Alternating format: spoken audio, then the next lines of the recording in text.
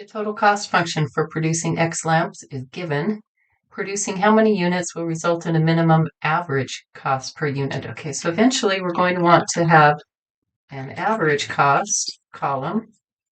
Average cost is total cost divided by units, so I would need to know the total cost, and I would also need to know the number of units.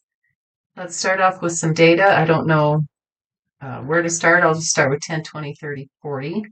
Total cost can be programmed in because I've been given that formula.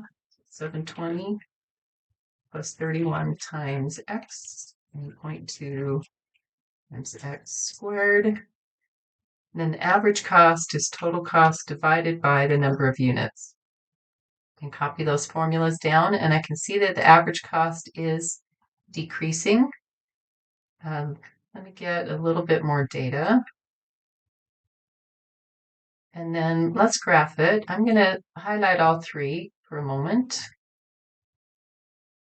Insert a chart, scatter plot, and notice that with all three highlighted, I have my x-axis, which is the units, and then I have total cost and also average. But if I right-click and I go on to select the data, I can turn off the total cost, and then I only have the average cost function. And I see that it is going down, and then it looks like it goes down for a while, and then it starts to come back up.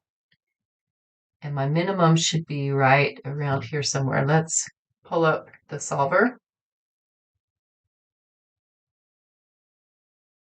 Set the average cost to make sure that this is a minimum by changing the corresponding number of units and solve.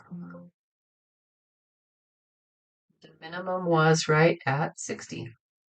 So the units and then the average cost.